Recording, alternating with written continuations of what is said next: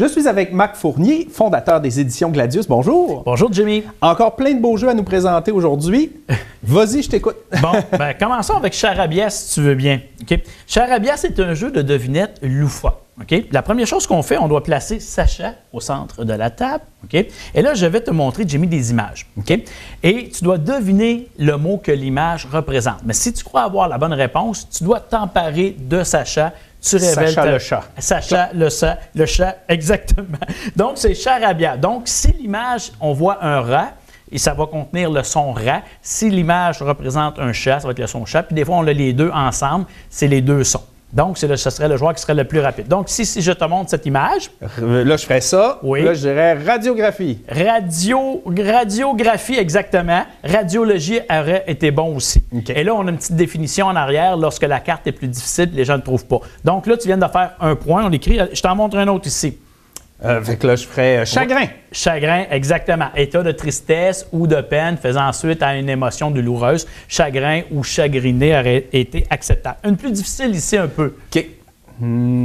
Geisha. Geisha, chanteuse et danseuse japonaise. Si je dis geisha, mais que j'ai pas attrapé le chat puis que quelqu'un est plus vite que moi... Exactement, okay. Tu perds à ce moment-là. Une dernière un peu plus dure.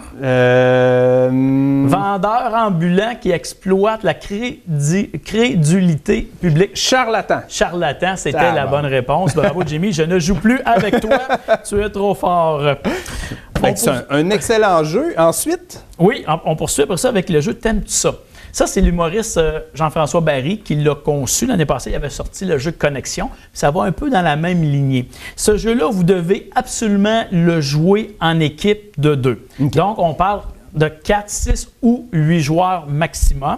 Et chacun des joueurs par équipe, donc là, mettons, on jouera ensemble tous les deux, on a chacun une petite planchette de jeu comme ça.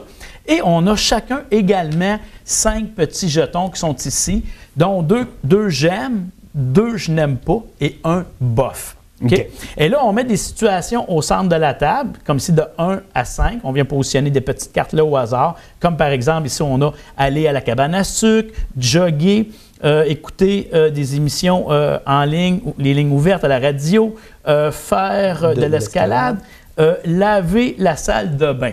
Donc, toi, de ton côté, tu dois, en ordre de 1 à 5, sur ton carton, aller positionner sans que je vois. On sait déjà, il y en a qui sont clairs pour nous autres. Hein?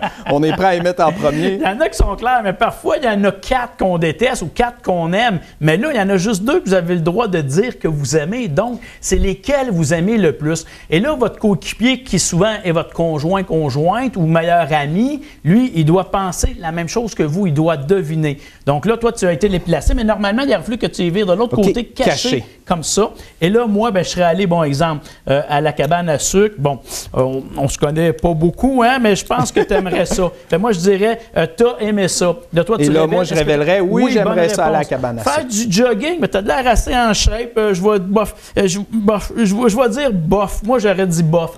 Non, j'aurais aimé ça. Oui, ouais, c'est vrai que tu es en shape. Et ainsi de suite. Fait, vous aurez compris qu'à chaque fois que vous avez les mêmes réponses, on fait des points.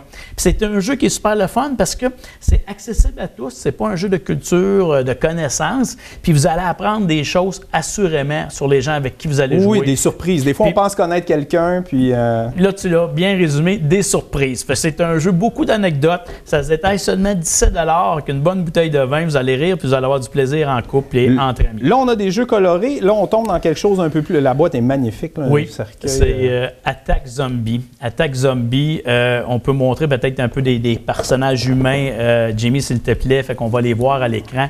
Le but du jeu, c'est d'avoir la horde de zombies la plus puissante. Donc, chaque joueur reçoit au début un personnage qu'on remet au hasard qui possède une arme. Comme ici, on peut voir, il y en a un qui a un bâton de baseball, il y en a d'autres qui a un fusil, bon, la policière, etc., la sergent, Simon qui est là, on a, bon, Gunter avec la hache.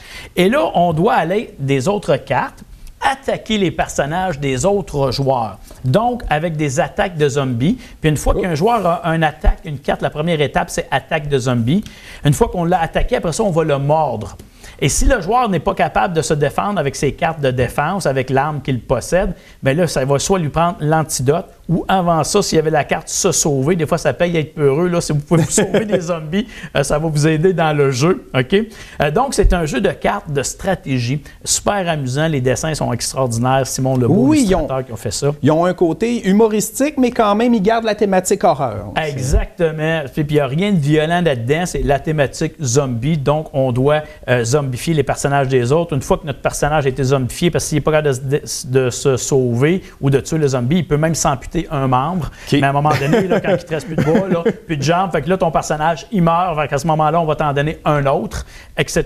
Super le fun. Juste un beau degré de difficulté assez élevé. On parle de 9 ans et plus, mais je vous dirais que 7-8 ans, ça va très bien. De 3 à 5 joueurs pour Zombie Attack.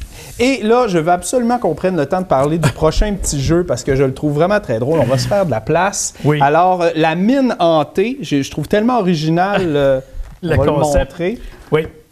Puis là, sur la boîte, c'est écrit 7 ans et plus, mais à 6 ans, ça va. 5 ans, ça peut très bien aller. C'est un peu une erreur, là, 7 ans et plus. 5-6 ans, ça va très bien aussi. La mine hantée. Donc, l'histoire, c'est qu'on a un fantôme dans la mine. Vous voyez dans le fond les pierres précieuses. Donc, on le mettrait face à face entre nous deux, Jimmy. Donc, exemple on prend chacun notre petite baguette aimantée. Et là, c'est le joueur qui est le plus rapide. Là, normalement, les pierres précieuses seraient tous au fond de la mine. Okay. Et là, c'est le joueur le plus rapide à aller chercher des petites pierres précieuses et venir remplir son chariot.